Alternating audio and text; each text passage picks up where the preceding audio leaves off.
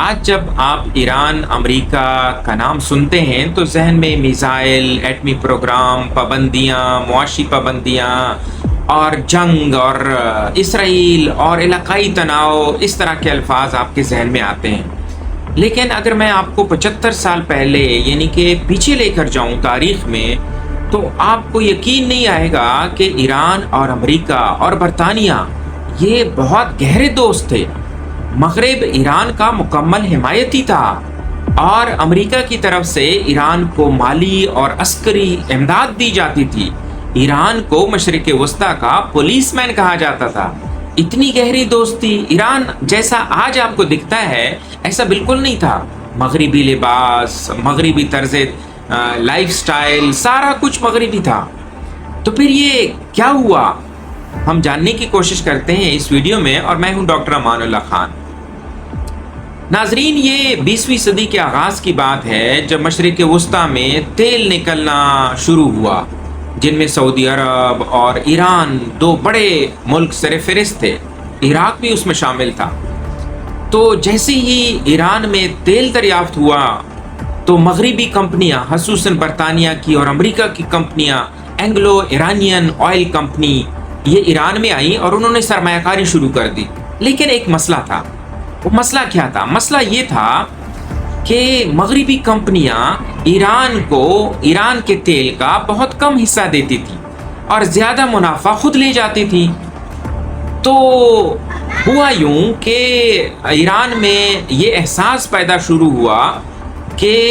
ہمارا تیل ہے اور مغربی دنیا ہمیں لوٹ رہی ہے، یعنی کہ ہمارے تیل پر، ہمارے وسائل پر مغرب کا قبضہ ہے، برطانیہ کا قبضہ ہے، امریکہ کی آئل کمپنیز کا قبضہ ہے، تو ہمیں خود مختار ہونا ہوگا۔ یہ ادراک، یہ باتیں شروع ہوئیں اور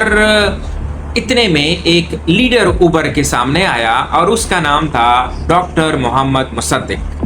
ڈاکٹر محمد مصدق کی یہی سوچ تھی کہ ایران کو آزاد کرانا ہے، ایران کو مغربی تسلط سے، قبضے سے، معاشی قبضے سے آزاد کرانا ہے۔ ایران کے وسائل پر ایرانیوں کا حق ہے، اس کا سارا فائدہ ایران کو ہونا چاہیے، نہ کہ مغربی تیل کی کمپنیوں کو۔ تو اس نے یہ بات عوام کے ذہنوں میں ڈالی کہ آپ مجھے سپورٹ کریں، آپ مجھے الیکٹ کریں تو میں آپ کو ایران کو ایک خود مختار آزاد ملک، جس کے وسائل پر ایران کا قبضہ ہوگا، ایران کا کنٹرول ہوگا، نہ کہ مغربی تیل کی کمپنیوں کا۔ یہی چیز محمد مصدق کو اقتدار میں لے آئی۔ ایک بات اور بتاتا چلوں کہ دوسری عالمی جنگ کے بعد یہ کولڈ وار یعنی سرد جنگ کا زمانہ تھا۔ دنیا میں دو بڑی قوتیں تھیں، ایک امریکہ اور ایک فارمر سوویت یونین، یعنی کہ USSR ورسز USA۔ تو ان دونوں کی بڑی قوتوں کی جنگ بھی جاری تھی، سرد جنگ تھی، آپس میں ڈائریکٹلی نہیں لڑ رہے تھے لیکن انڈائریکٹلی، مطلب معاشی میدان میں، عسکری میدان میں، دوسرے ملکوں پر قبضہ کر کے، جیسے کہ امریکہ نے ویتنام پہ قبضہ کر لیا تھا اور سوویت یونین افغانستان میں آ گیا تھا۔ تو یہ دو بڑی جنگیں تو آپ کو پتہ ہے، افغان وار اور سوویت اور ویتنام وار۔ امریکہ ویتنام وار میں پھنس گیا تھا اور سوویت یونین افغانستان میں پھنس گیا تھا۔ تو اس پس منظر کو، اس کنٹیکسٹ کو بھی ذہن میں رکھیں کہ دو بڑی قوتوں کے درمیان سرد جنگ چل رہی ہے اور ایران جو ہے وہ بیچ میں اس کے تیل ہے، اور ایک ایسا لیڈر آیا ہے جو کہ ایران کو آزاد اور خود مختار بنانے کی باتیں کرتا ہے۔ تو محمد مصدق اقتدار میں آ گئے، وزیر اعظم بن گئے، ایک الیکٹڈ پرائم منسٹر بن گئے۔ امریکہ کو، برطانیہ کو یہ بات بالکل بھی ہضم نہیں ہوئی، ان سے یہ بات بالکل بھی برداشت نہیں ہوئی۔ انہوں نے آپریشن ایجیکس کے نام سے ایک خفیہ منصوبہ تیار کیا کہ کیسے محمد مصدق کو ایران میں اقتدار سے ہٹایا جائے۔ تو 1952-53 میں انہوں نے اس آپریشن کو عملی جامہ پہنانے کی کوشش کی اور اس میں وہ کامیاب ہو گئے۔ تو کرتے کرتے محمد مصدق کی حکومت کو ہٹا دیا گیا اور امریکہ نے ایک اپنا کٹ پتلی یعنی کہ رضا شاہ پہلوی کو ایران کا سربراہ یا بادشاہ بنا دیا۔ اب ایران پھر سے برطانیہ اور امریکہ کے شکنجے میں آ گیا۔ رضا شاہ پہلوی مکمل طور پر امریکہ کا حمایتی تھا، تو اس نے ایران کو دوبارہ سے، جیسے مغربی قوتیں امریکہ اور برطانیہ چاہتی تھیں، ویسے ہی اس نے عمل کیا اور امریکہ کی گیم کھیلنا شروع کر دی۔ یہ عرصہ کوئی زیادہ نہیں ہے، لیکن پھر بھی 20-25 سال پر محیط تھا، اور اس دوران ایران میں ایک اور لیڈر آیا، اور اس لیڈر کا نام تھا آیت اللہ خمینی۔ لیکن اس سے پہلے میں آپ کو یہ بتاؤں کہ رضا شاہ پہلوی کے دور میں امریکہ میں ایک، یعنی کہ 1950 کی دہائی میں امریکہ کا صدر تھا پریزیڈنٹ آئزن ہاور۔ امریکہ نے کیونکہ جاپان پر ایٹم بم گرایا ہوا تھا اور امریکہ کے پاس نیوکلیئر ٹیکنالوجی تھی، امریکہ کو لگ رہا تھا کہ بس یہ جو ٹیکنالوجی ہے اس کو ہم اپنے جو ہمارے حمایتی ملک ہیں، جن کے امریکہ کے ساتھ اچھے تعلقات ہیں، ان کے ساتھ ہم یہ ٹیکنالوجی یعنی کہ نیوکلیئر ٹیکنالوجی شیئر کر سکتے ہیں اور پرامن مقاصد کے لیے شیئر کر سکتے ہیں۔ تو امریکہ نے ایک پروگرام اناؤنس کیا، اس کا نام تھا ایٹم فار پیس۔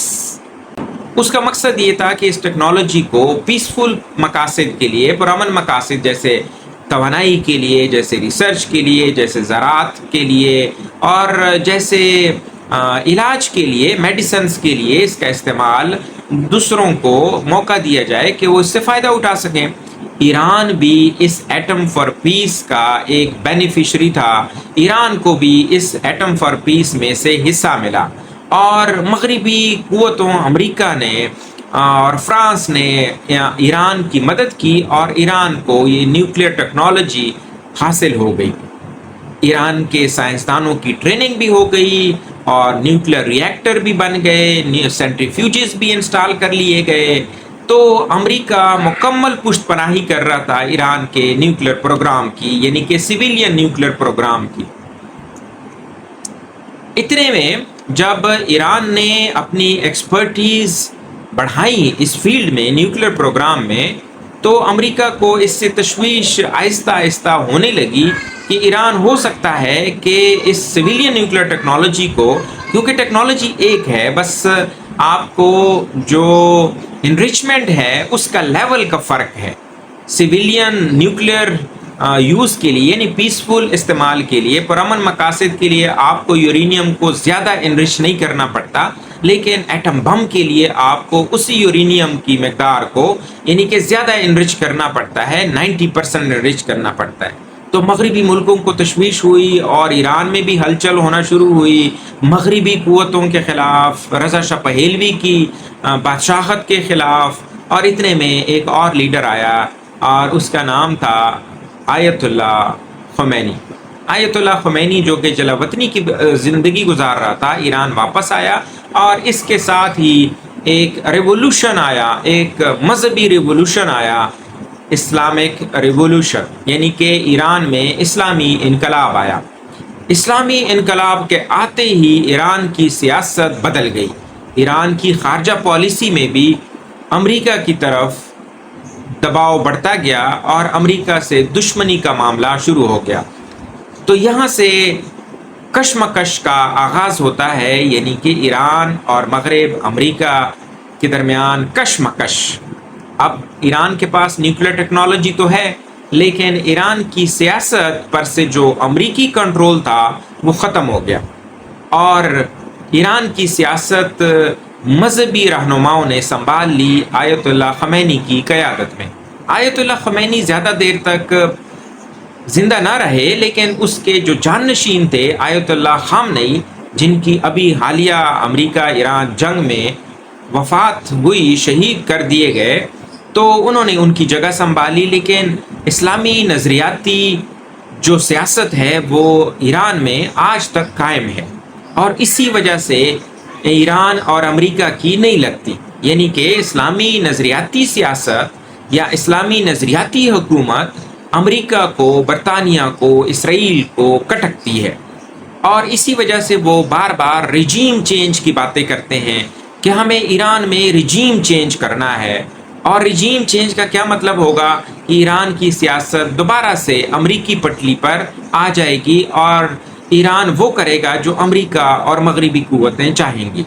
یعنی کہ ایران ایک کٹ پتلی ملک بن جائے گا، ایک پراکسی اسٹیٹ جیسے کہ رضا شاہ پہلوی کے دور میں تھا۔ آپ کو ایک بات بتاؤں کہ نظریہ انسان کو جھکنے نہیں دیتا، نظریے میں بڑی طاقت ہوتی ہے، اور اسی وجہ سے میں کہا کرتا ہوں کہ افغانستان میں اگر امریکہ فیل ہو گیا اور امریکہ کو رسوائی کے ساتھ افغانستان سے نکلنا پڑا، تو اس کی ایک وجہ یہ تھی کہ جو امریکہ کے مخالف تھے، یعنی کہ جو امریکہ کے خلاف برسر پیکار تھے افغانستان میں، جو لڑ رہے تھے امریکی افواج سے، وہ نظریاتی طور پر مضبوط لوگ تھے جن کی آج بھی افغانستان میں حکومت قائم ہے۔ تو نظریے کو شکست نہیں دی جا سکتی، نظریہ نہ خود جھکتا ہے نہ نظریے کے فالوورز کو جھکنے دیتا ہے۔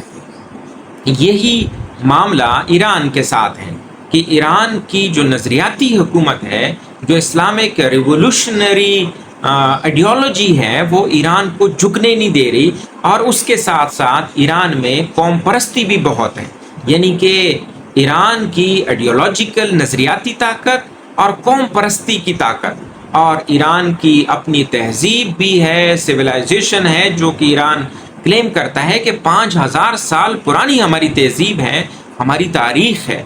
تو اس وجہ سے یہ کچھ فیکٹرز ہیں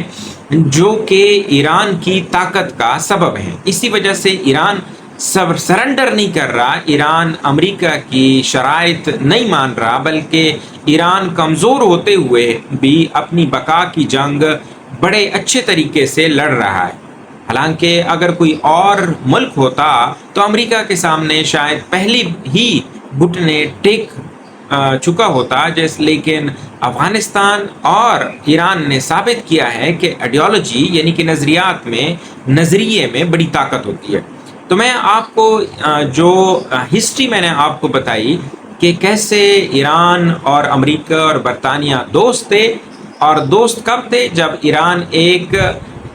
پراکسی اسٹیٹ کے طور پر، ایک کلائنٹ اسٹیٹ کے طور پر، ایک کٹ پتلی اسٹیٹ کے طور پر کام کر رہا تھا، یا جب ایران کی معیشت اور ایران کی سیاست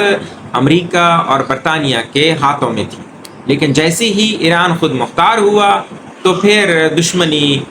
دوستی دشمنی میں بدل گئی۔ اب بھی میں یہ کہتا ہوں کہ اگر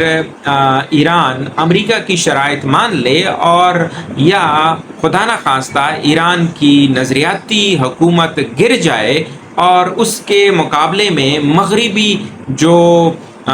رضا شاہ پہلوی کے بیٹے ہیں وہ اقتدار میں آ جائیں، تو ہو سکتا ہے کہ ایران اور اسرائیل کی دوستی ہو اور امریکہ بھی اس سے خوش ہو، کیونکہ پھر پورا ایران امریکہ کے کنٹرول میں آ جائے گا۔ ایران کے وسائل، ایران کے تیل، وہ پرانی جو رضا شاہ پہلوی یا محمد مصدق سے پہلے کے جو حالات تھے، جو ٹائم تھا، جو وقت تھا، جس میں ایران کے وسائل پر، ایران کی سیاست پر مغربی قوتوں، برطانیہ کی آئل کمپنیوں کا راج تھا، اور وہ ڈالرز پر ڈالرز ایران کے تیل سے کما رہے تھے، تو ایران دوبارہ سے اپنی تاریخ کو دہرائے گا۔ لیکن اب دیکھنا یہ ہے کہ ایران کب تک اپنی بقا کی جنگ لڑتا ہے، کیونکہ یہ مسلسل 8 دن ہو گئے ہیں، اور امریکہ اور ایران کے درمیان جو جنگ ہے اس کی جو تیسری لہر ہے، تیسرا جو راؤنڈ ہے، وہ ختم ہونے کا نام نہیں لے رہا۔ معاملات مزید کشیدگی کی طرف جا رہے ہیں، اور اب مجھے یوں لگتا ہے کہ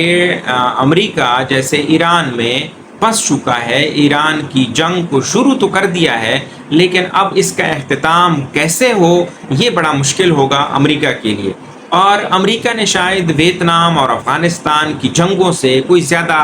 سبق بھی نہیں سیکھا، کیونکہ امریکہ کو ویتنام کی جنگ میں بھی رسوائی ہوئی اور اس کو بھاگنا پڑا، افغانستان کی جنگ میں بھی وہ بڑے شوق سے افغانستان میں گیا، 20 سال لڑا، لیکن بالآخر وہاں سے بھی ان کو شرمندگی کے ساتھ نکلنا پڑا۔ اور اب ایران ہے، اور ایران میں سمجھتا ہوں کہ ویتنام اور افغانستان سے زیادہ طاقتور ہیں۔ تو اب دیکھنا یہ ہے کہ یہ اس میں فی الحال تو مجھے یوں لگتا ہے کہ ایران کا اس جنگ میں پلڑا باری ہے۔ پلڑا اس وجہ سے باری ہے کیونکہ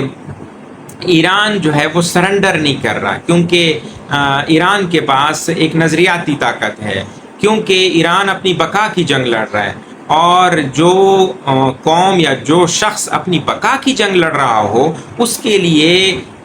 لیے ڈو اور ڈائی والی سچویشن ہوتی ہے۔ تو ایران کے لیے یہ بقا کی جنگ ہے، ایران وہ سب کچھ کرے گا جس سے وہ اپنی بقا کو کا ضامن اس کو ٹھہرایا جا سکے، یا اپنی بقا کے لیے وہ ہر حد تک جائے گا۔ تو